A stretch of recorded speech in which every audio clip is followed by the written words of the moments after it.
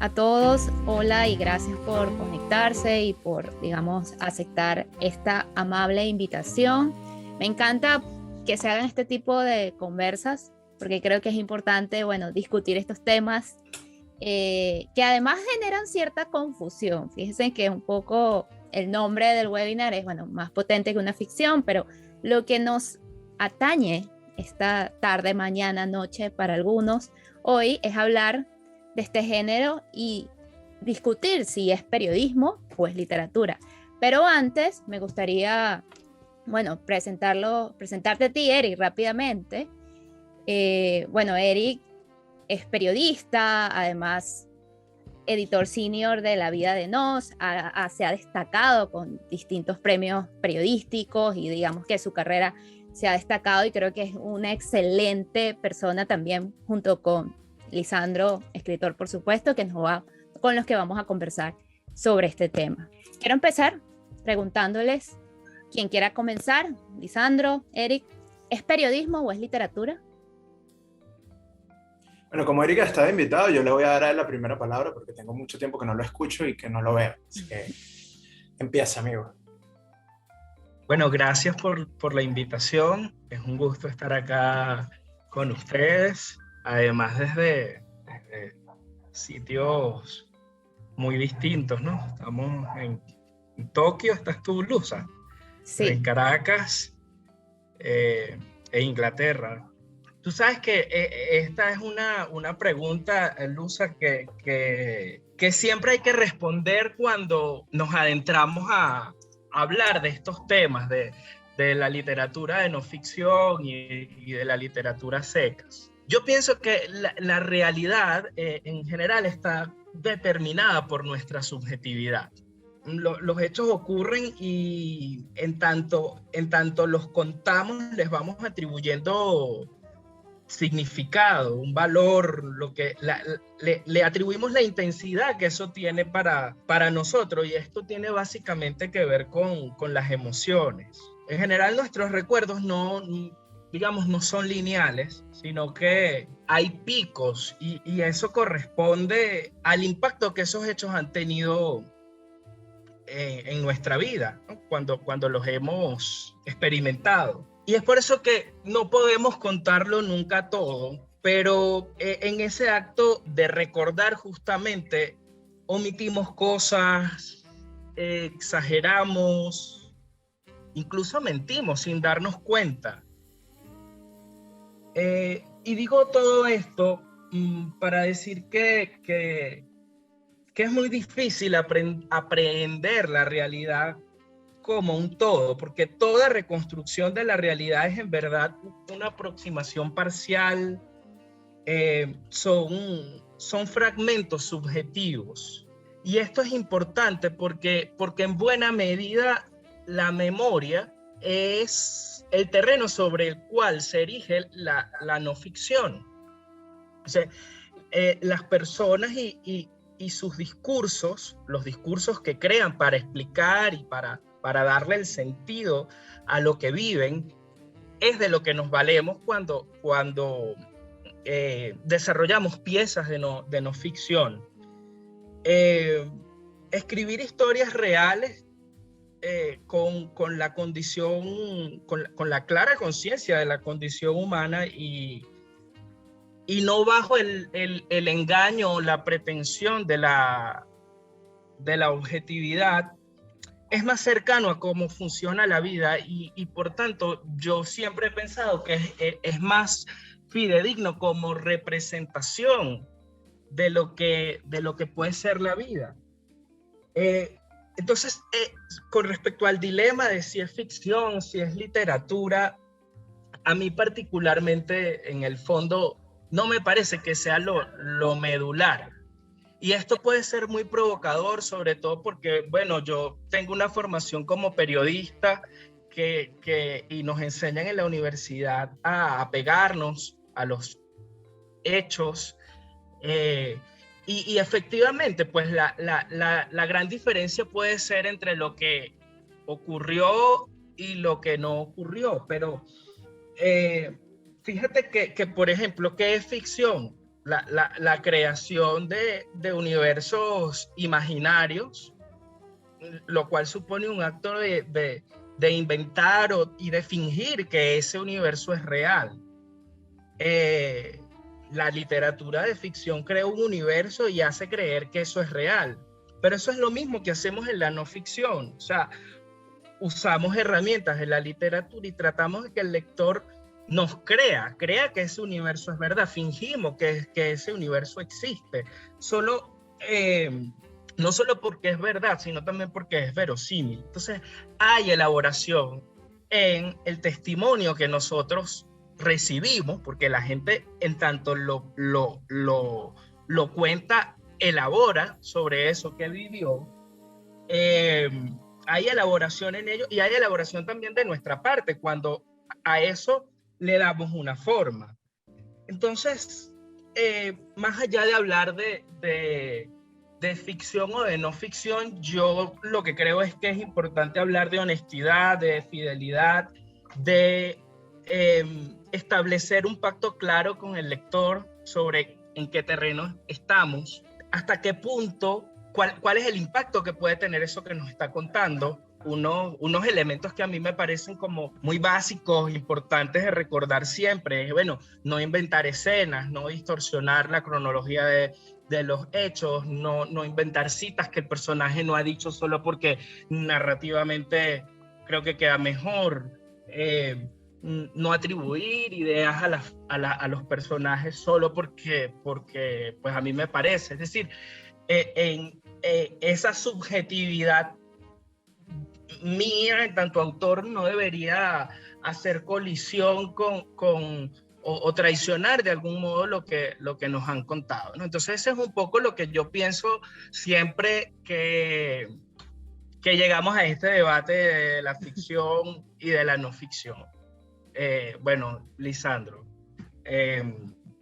cuéntanos tú cómo te paras delante de este debate.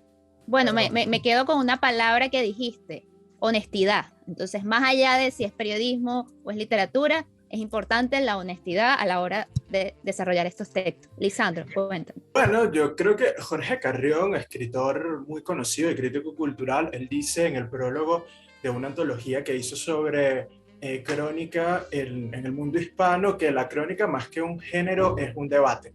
Y creo que justamente esa es una muy buena definición.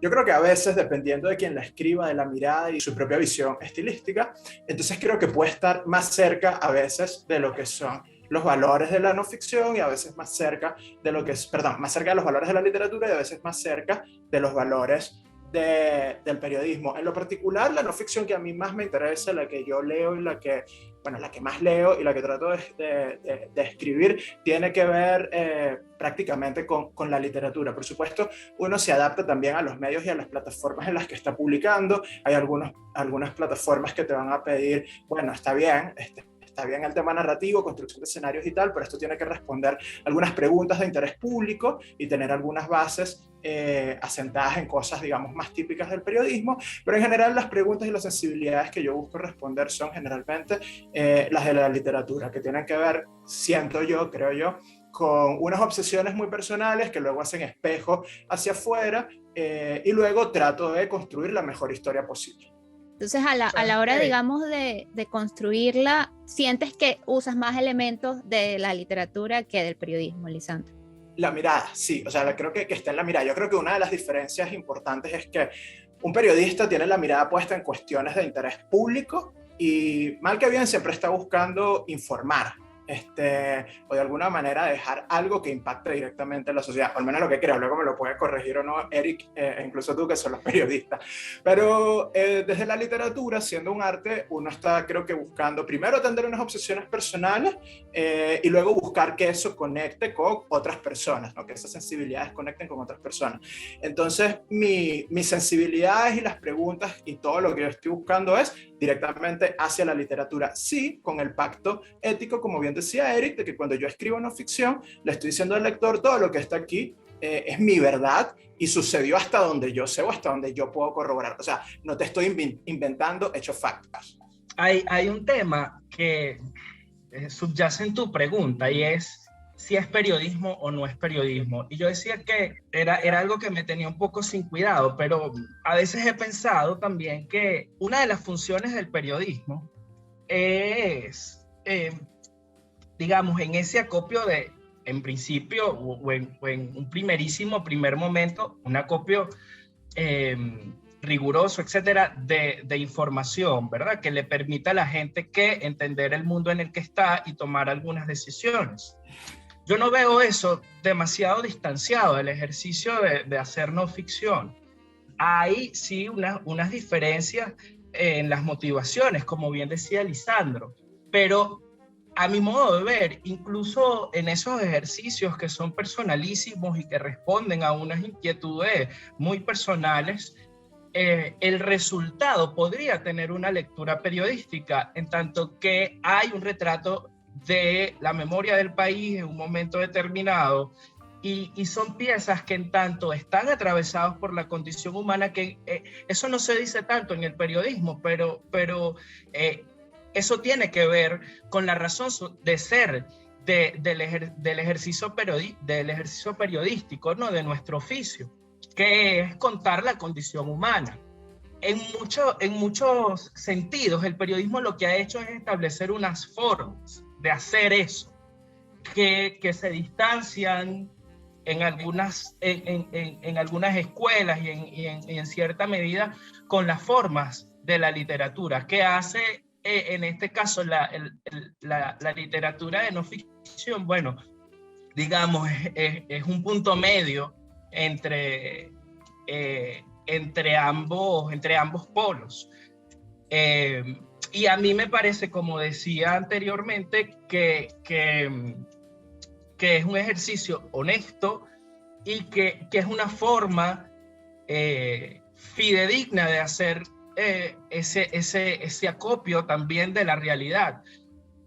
De pronto no nos dan datos cuantitativos, pero si algo he aprendido en la vida de Nos es que ese acopio de historias nos va dejando un dato emocional de un momento del país en este caso. Entonces yo creo que ahí está la relevancia social de lo que hacemos, aunque en primer momento las inquietudes sobre el interés social y de denuncia que suele tener el periodista, incluso aquello de aspirar como a aprender el todo, a agotar los temas cada vez que los desarrollamos, ¿no? Digamos que la no ficción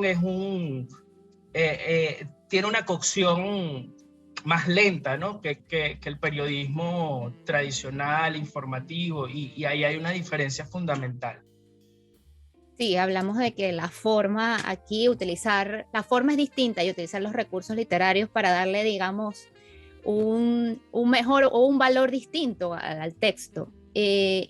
Algo que mencionabas y que me parece clave es que es importante también desde la crónica poder contar las historias de lo que está ocurriendo o de lo que ha ocurrido en Venezuela, que seamos nosotros mismos, porque no es lo mismo la visión que puede tener un medio, bueno, en Inglaterra, por decirlo, ya que estamos conectados de distintos lugares, en Japón, la mirada del japonés a Venezuela, a que seamos nosotros desde este género que podamos, digamos, narrar hechos reales utilizando recursos literarios. A esto quiero preguntarles, ¿cómo ven el panorama del género en el país actualmente?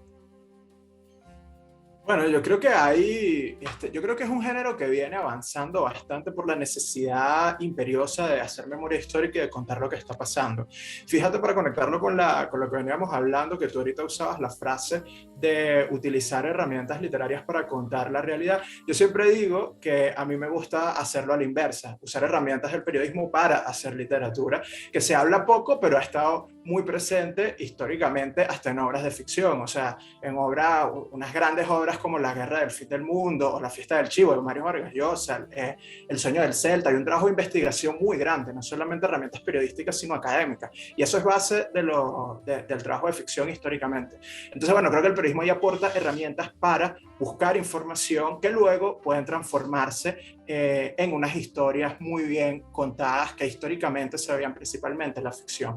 En ese sentido, yo creo que ahorita en Venezuela ha habido una mayor apertura hacia conjugar ambos universos. A mí me parece, es la sensación que tengo como lector, de que capaz a principios del siglo no sucedía tanto, sino que se miraba con mayor admiración las cosas que pasaban afuera, que estaba ocurriendo en el resto del continente, una suerte de revolución, si se quiere llamar así, en torno a la palabra crónica, con grandes exponentes que son bastante mediáticos, como Leisla Guerriero, Martín Caparrós, Juan Villoro, etcétera, y que ya con bastante antelación había ocurrido en Estados Unidos, que bueno, la literatura norteamericana del siglo XX es una cosa espectacular, asombrosa, y han dominado prácticamente en todos los géneros narrativos, y ahí la no ficción no fue la excepción, con exponentes como Joan Didion, Gaitales, Truman Capote, Tom Wolfe, John Hersey, etcétera, un largo etcétera. Entonces yo creo que ahorita por la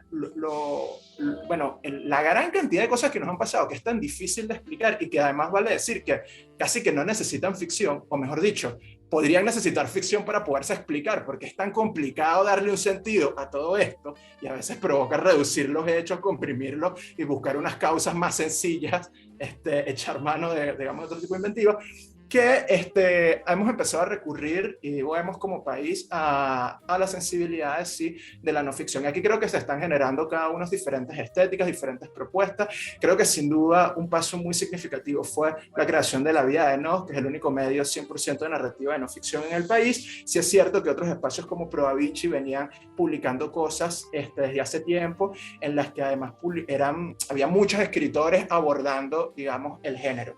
Y creo que también se está generando una escuela, en tanto a periodistas se les está dando las herramientas para decir, bueno, muy bien todo lo que investigan, muy bien todo eso, pero cuando te sientas a escribir, busca unas sensibilidades propias de la literatura, o sea, siéntate a hacer arte y que tu objetivo sea construir la mejor historia posible. Entonces yo siento que estamos ahorita como en una etapa, diría como de iniciación.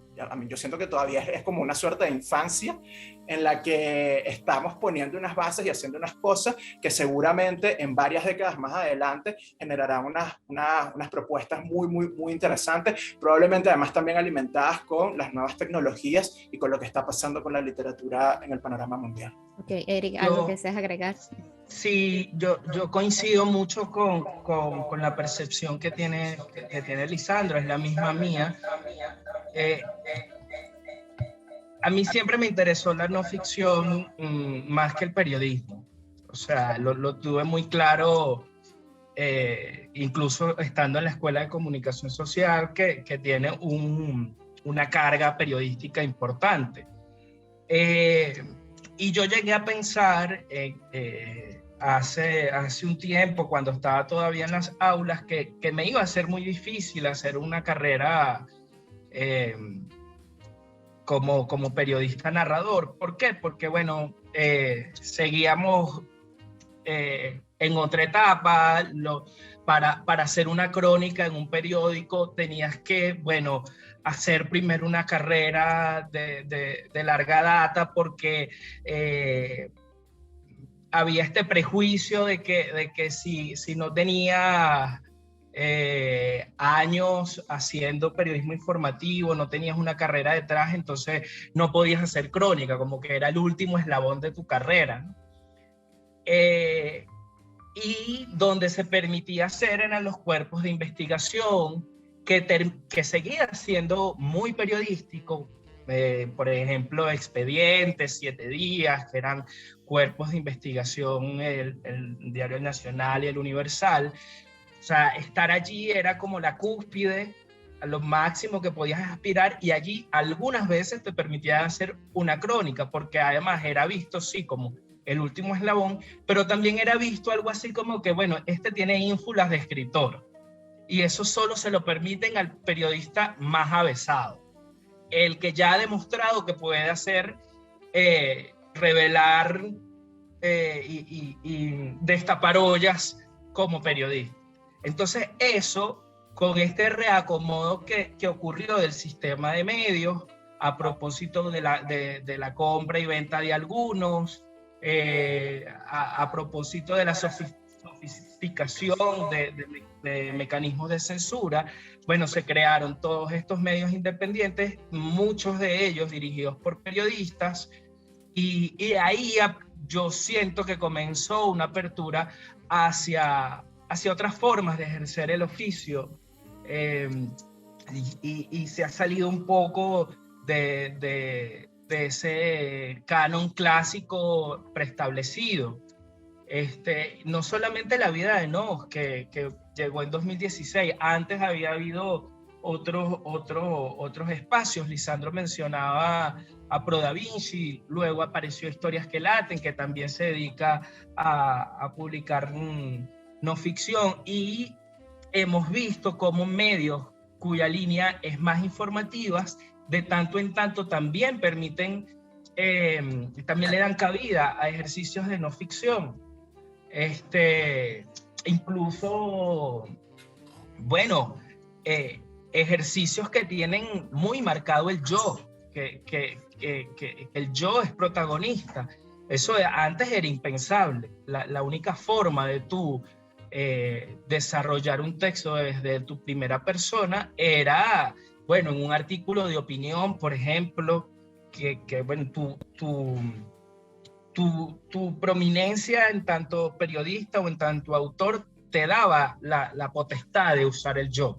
Eso ha caído en desuso en esta nueva era, digamos, pero yo también creo, como Lisandro, que esto todavía es muy incipiente y que todavía hacen falta más espacios, y lo que mencionaba Lisandro sobre la formación también, ¿no? Porque esto es lo que estamos viendo en la calle, en el ejercicio, pero bueno, las escuelas siguen educando en ese canon que en la realidad pues lo utilizamos de otra manera. Entonces yo pienso que en esos medios, que claro, en un primer momento con el reacomodo lo que ocurrió fue, bueno, vamos a levantar la bandera de la libertad de expresión, o vamos, por ejemplo, a robustecer el periodismo de investigación, pero yo creo que cada vez hay más espacios para narrar, y creo que tiene que ver también con lo que decía Lisandro de la necesidad que tenemos de darle un sentido a todo lo que estamos viviendo, que es una de las grandes bondades de las historias, además de, bueno, poder encontrarnos con otros a partir de lo que los otros viven. Siempre digo que las historias son como puentes en los que nos encontramos con los demás y a la vez con nosotros mismos. Y esa es una de las grandes bondades que tiene comunicar a partir de ejercicios como estos. Sí, es que existe una gran necesidad en Venezuela, y creo que esto va a ayudar, de contar historias, creo que esto va a ayudar a que el género se vaya desarrollando. Y saben que igual la pregunta, digamos, de si es periodismo, es literatura, lo que pasa en Venezuela a veces es que es difícil de la gente, por lo menos acá en Japón, cuando ven las películas del cine venezolano, siempre pregunta, ¿pero esto es verdad? Y con la crónica pasa un poco eso, cuando alguien lee una historia, totalmente, lo lee y dice, pero de verdad esto ocurre, ¿por qué esto ocurre? Entonces, bueno, ahí uno trata, digamos, de explicarlo, pero que existan nuevos espacios donde las personas puedan contar sus historias también es importante y es clave. En el caso, por ejemplo, de Sello Cultural, uno a veces cree que, porque pasa mucho, no, que las noticias muy cortas, que sean como muy virales, es lo que la gente lee. Y a mí me pasa que, o sea, y lo imagino que en la vida no aún más, digamos, la duración de la visita del usuario es larga porque la gente quiere terminar de leer la crónica, y hay mucho contenido de ficción y hay algunas crónicas. Entonces, creo que tenemos que seguir desarrollando y haciendo que el género de alguna manera también cobre la fuerza de otros países en el mundo como referencia mundial. Actualmente, ¿cuáles son los temas que más se abordan de crónica en general en Venezuela? Bueno, yo creo que sin duda está todo en Venezuela y en el mundo creo que la no ficción está muy atravesada por el drama, por las situaciones difíciles, por las situaciones de superación. Creo que, de hecho, a mí me parece que un siguiente paso de la no ficción es un poco generar una plasticidad también mayor a cuestiones cercanas al humor, a la aventura, a la acción, como empezar a conjugar esas otras sensibilidades. Fíjate que, por ejemplo, yo siento que los que mejor tienen resuelto esto son los estadounidenses, que en serio tienen su categoría de ficción, no ficción, y luego en la no ficción ellos tienen una capacidad de generar unas historias desde cuestiones más cercanas a sensibilidades periodísticas, en tanto parecen unos reportajes narrados, a veces protagonizados por los autores, hasta cuestiones que son auténticas novelas de pie a cabeza, que pueden pasar por ficción y la gente las compra pensando que son incluso ficción, como A Sangre Fría de Truman Capote o como Hiroshima de John Hersey, que son dos obras monumentales, Honrarás a tu padre de Guy Deleuze. En España, por ejemplo, algo que está muy en boga es un género que se llama ficción autobiográfica, que para mí es básicamente no ficción, pero ellos a veces sienten la necesidad de separar algo como que yo estoy novelando mi vida o estoy novelando la vida de otros, estoy haciendo una crónica que aquí están más o menos respaldados a quien le pregunté. Bueno, yo creo que esto de generar una suerte de base informativa ha traído como consecuencia que dé la sensación de que esto vale en tanto sea dramático, o sea, que tanto solamente se aborden los momentos de dureza, de tristeza, cómo me sobrepuse a situaciones muy difíciles en mi vida, que además sabemos que, bueno, que las atravesamos todo y que es algo muy común sencillamente en la condición humana, pero creo que el género puede estirarse más. Un libro como El pibe que arruinaba las fotos, que es básicamente una compilación, se han publicado unos relatos, después los unió tratando de formar una novela, es básicamente un libro de memorias, / ensayo autobiográfico, / realmente no ficción, con algunos momentos breves de ficción, el autor haciéndole un guiño al lector.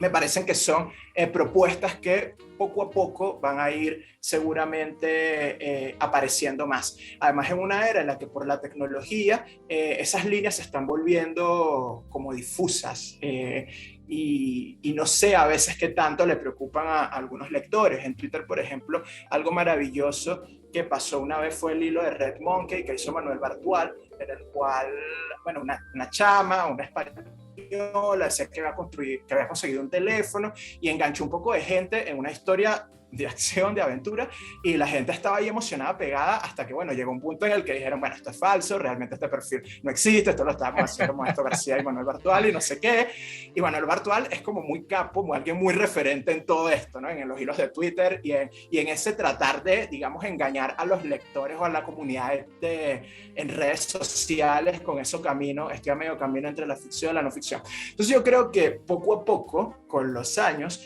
van a venir apareciendo unas mezclas muy interesantes que recurran, como digo, a sensibilidades de otros géneros, que busquen también un poco más de humor, más de acción, otra suerte de propuestas más difíciles de clasificar. El podcast de Jorge Carrión Solaris, Ensayo Sonoro, es un podcast de no ficción, de ensayo, pero hay un personaje de ficción, que es ella. Y eso enriquece, digamos, las visiones intelectuales que tiene sobre los objetos culturales que estudia. Yo creo que hacia allá va el género. Hoy día creo que lo número uno, lo que más se ve es drama, o sea, momentos duros. Uno le vienen a la mente cosas como la gran novela de Héctor Abad Faciolins, El olvido que seremos. Le vienen a la mente las crónicas que se publican en Latinoamérica, todas mostrando todas las cosas horribles que pasan en Latinoamérica. Las migraciones. Exacto. Pero la pérdida. El tema climático. Son grandes temas. O sea, yo creo que la crónica ha respondido a la agenda, ¿no? A esos grandes temas que nos ocupan en la actualidad y definitivamente hay unos temas que se han ido quedando como en la gaveta. Por ejemplo, Leila Guerriero, que es una gran cronista, siempre dice que contar, está muy bien contar la pobreza, pero que contar lo que ocurre en las altas esferas del poder, o en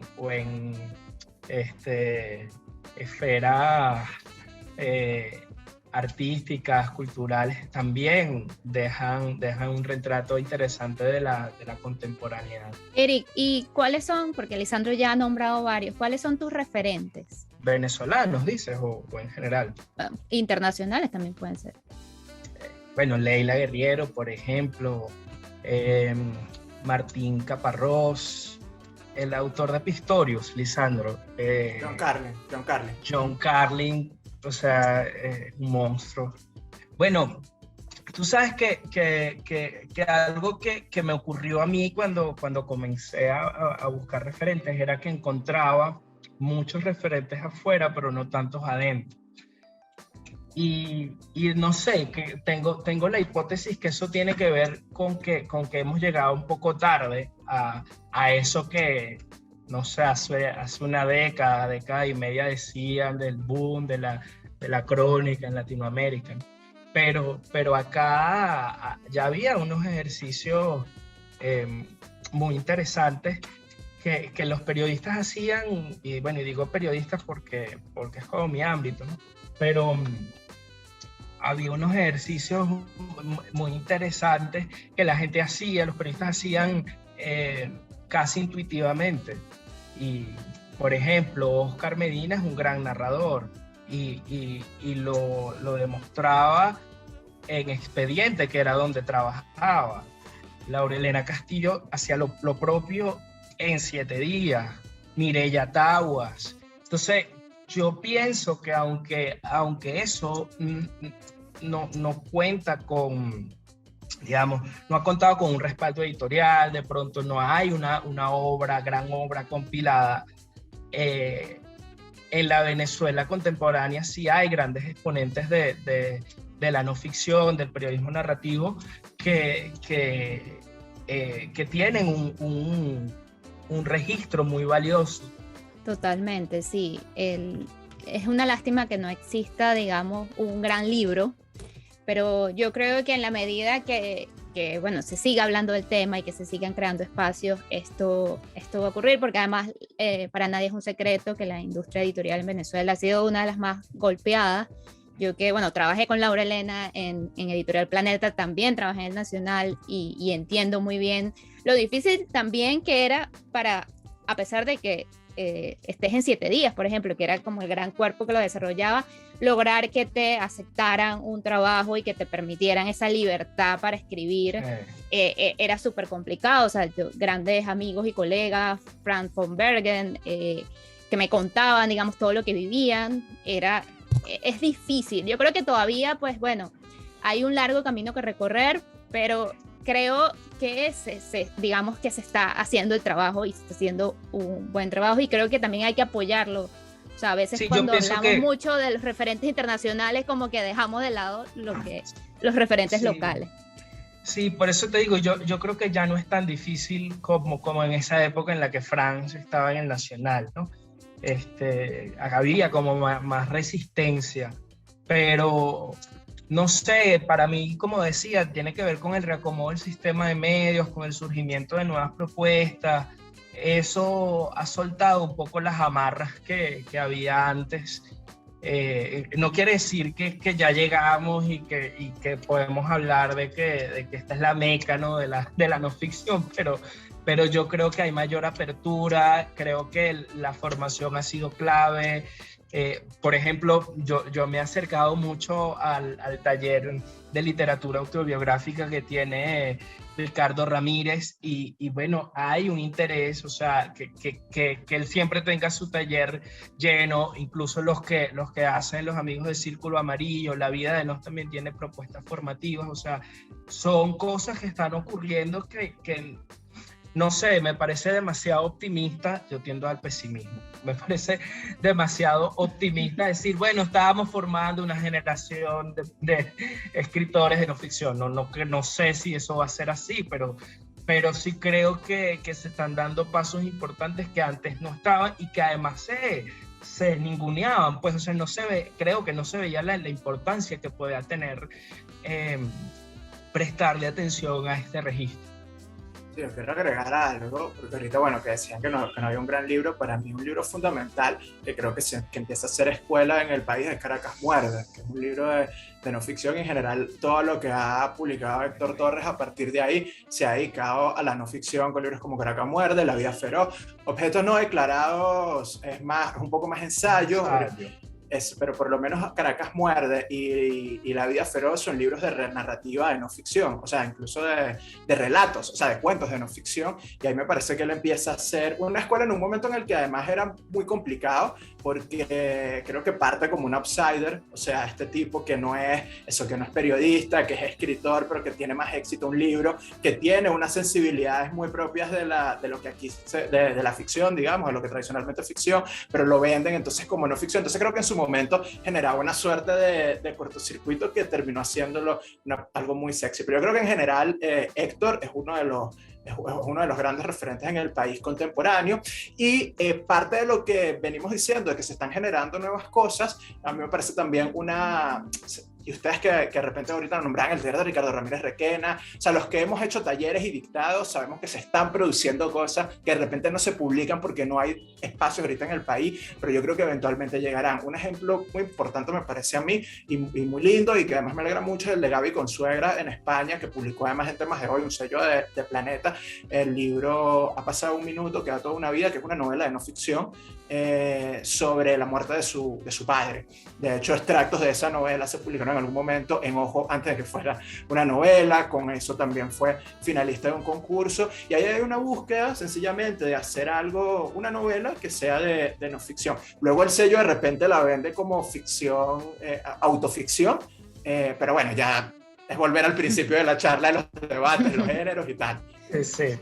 Bueno, la crónica es un debate, recuerda. Eso, exacto, se basa exacto. en la honestidad. Ese es bueno, así comenzamos, el gran y así resumen. estamos. Bueno, la verdad es que cuando hablabas, Eric, de cuando estudiabas digamos, en la universidad, yo recuerdo mucho ese antes y después. Es decir, siento a veces que, claro, el periodismo es muy estructurado, pues obviamente se basa mucho en la noticia, pero cuando uno llega a octavo semestre, y bueno, en mi caso vi crónica con Eloy Yagüe, para mí sí fue como, bueno, pero aquí me siento como más cómoda, o sea, siento que puedo también, digamos, expresarme mejor, o quizás esa necesidad también de escribir y con cierta libertad, creo que es una de las cosas también valiosas, y creo que además, aunque para el periodista si trabaja en un medio, sea un debate, lograr poder tener esa gran página, ese gran espacio para publicar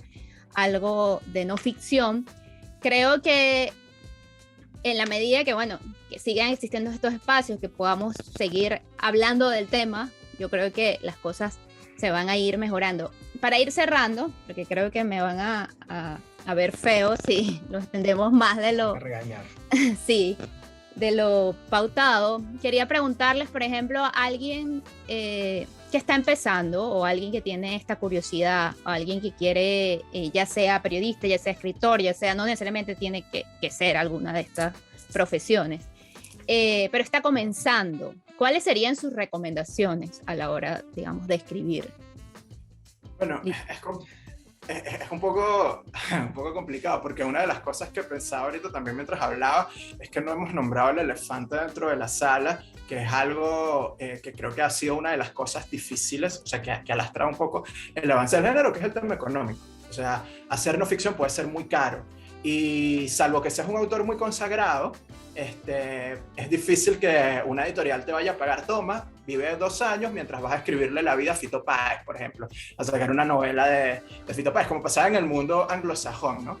Entonces también pasa con los medios, que te dicen, bueno, toma, te pago esto, tienes un tiempo para hacerlo, pero hay que conjugarlo con otras cosas. Entonces, recomendaciones en ese sentido, a alguien que está empezando a escribir, bueno, lo primero es que escriba, o sea, lo típico, que lea, claro, o sea, que escriba, que lea mucho, que escriba y lea mucho, y yo diría, teniendo presente el tema económico, teniendo presente todo lo que hemos venido diciendo, que si se va a comprometer en un proyecto a largo plazo, o sea, quiere llevar adelante un libro, algo que sea muy importante, muy significativo en su vida, eso, que busque lo que realmente, yo digo su sangre, ¿no? Lo que realmente se conecte con él, con su dolor, con su alegría, o sea, algo que sea muy, muy, muy importante para sí mismo, o sea, que busquen su dolor.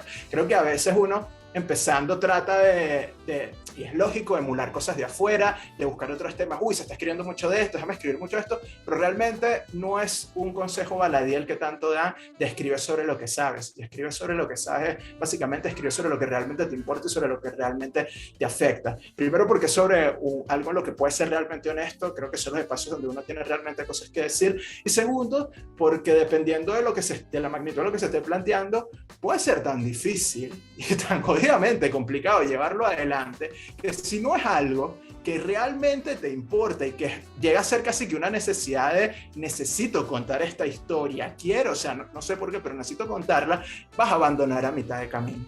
Y algo típico con la no ficción, yo creo que son los libros que nunca se escriben.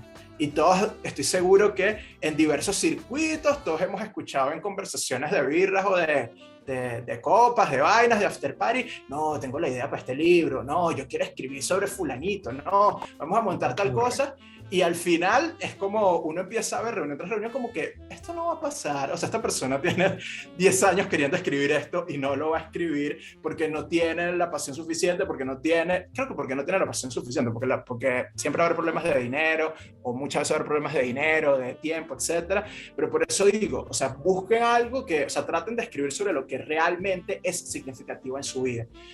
Un ejercicio que yo mando siempre en mis talleres, el primer ejercicio que mando es escribir un momento en el que cambió tu vida. Es muy interesante las cosas que surgen y a veces hay mucho miedo y mucho rechazo.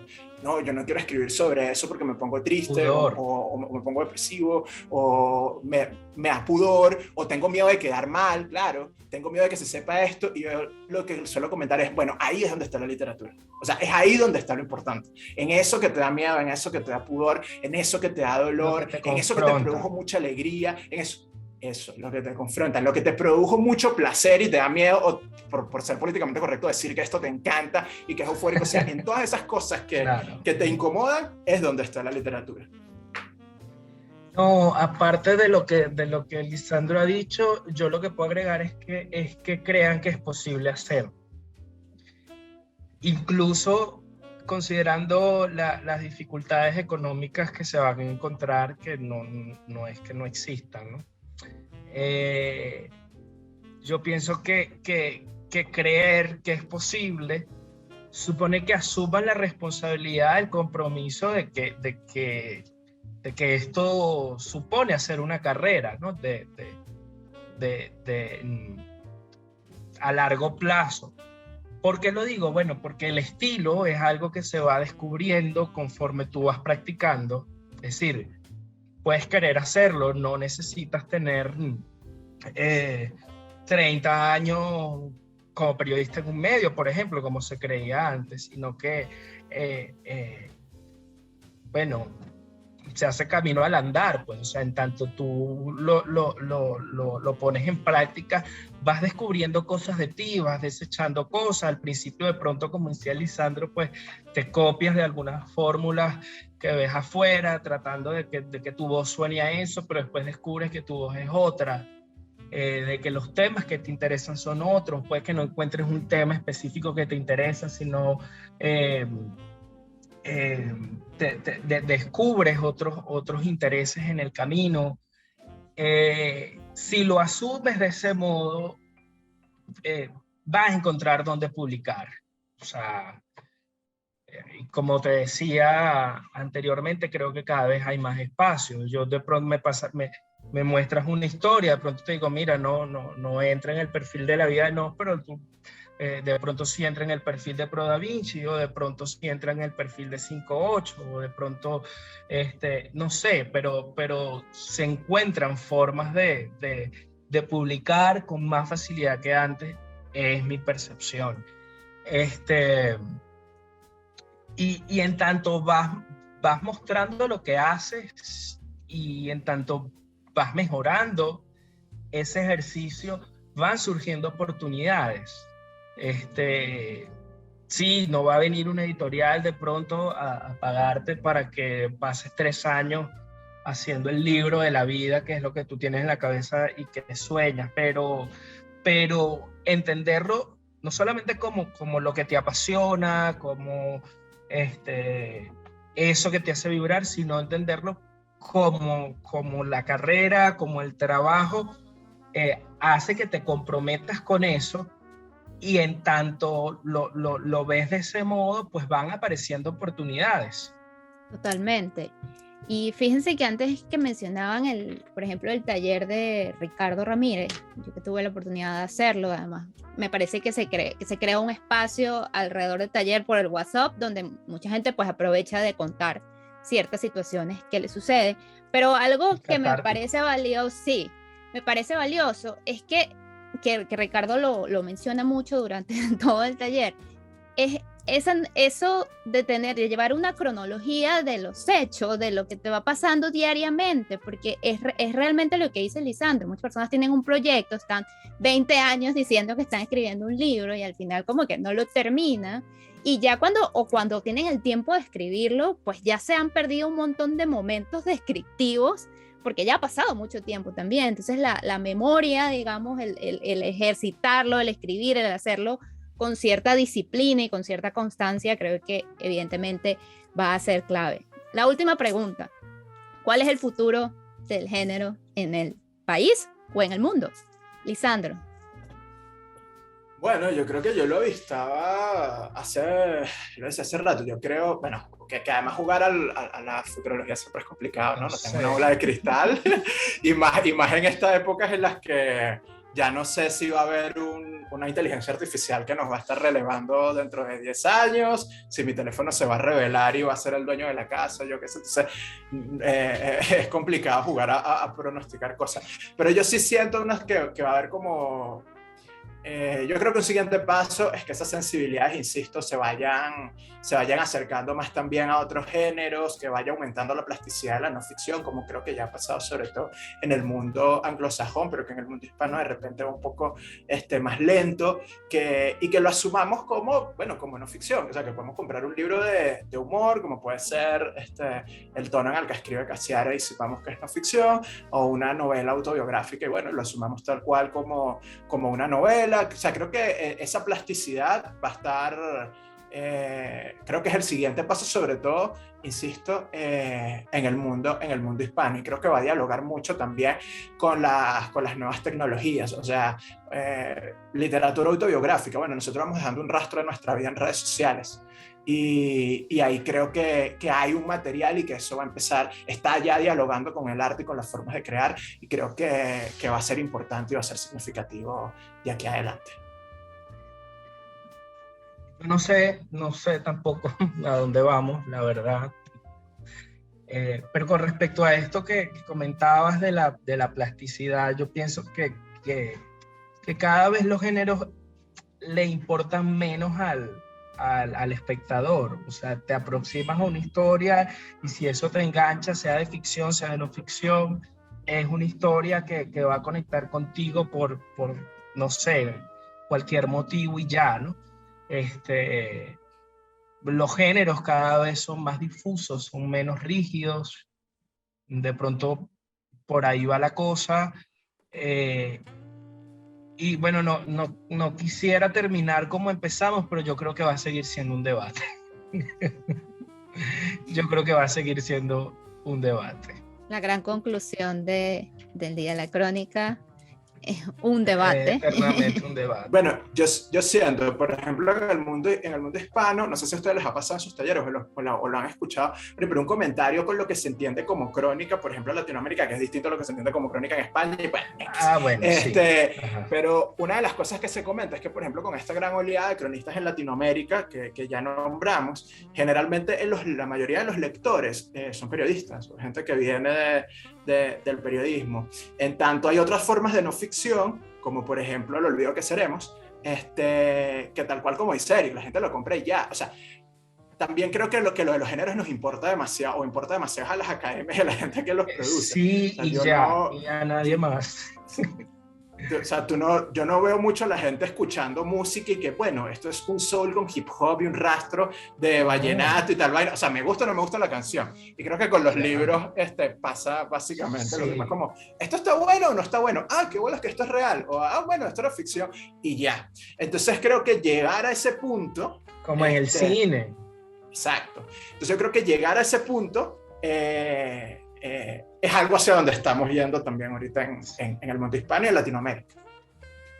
Bueno, lo que pasa es que igual la ficción también parte de hecho o de algo, se inspira en algo que le pasó probablemente a alguien o no. Bebe mucho de la realidad, como decía Lisandro. O sea, ¿cuántos escritores no pasan años investigando sobre un tema del que van a escribir después un universo imaginario? Pero la ficción bebe en buena medida de la realidad. Yo lo que creo es que con el desarrollo tecnológico que por lo menos hablabas, Lisandro, es que además el internet nos permite como profundizar ciertos temas. No sé si a ustedes les ha pasado, pero claro, obviamente creo que es por la academia que uno es un poco, se puede volver obsesivo con temas. Pero uno ve una película que le gusta mucho de un tema específico y de repente estás buscando todo en internet, que por qué lo creo, que cuándo lo creo, no sé qué. Me pasa con la música y me pasa con los libros, evidentemente. Aunque sea ficción o no, es decir, quizás no me importa tanto eso, pero me gusta profundizar. Si me atrapó el tema que se está hablando, me gusta profundizar a través de, empiezo a ver una conferencia, empiezo a ver un video, empiezo a ver una charla. Y creo que eso es algo que antes no estaba, que antes no era tan de fácil acceso, digamos, poder, bueno, tenías que ir a la biblioteca, pero te dependía mucho de la muestra, que si vivías en Caracas o no, si vivías en el interior del país, la situación es mucho más compleja. Entonces creo que Internet o el desarrollo tecnológico en ese sentido también nos permite conocer más y, bueno, alimentar nuestras obsesiones también.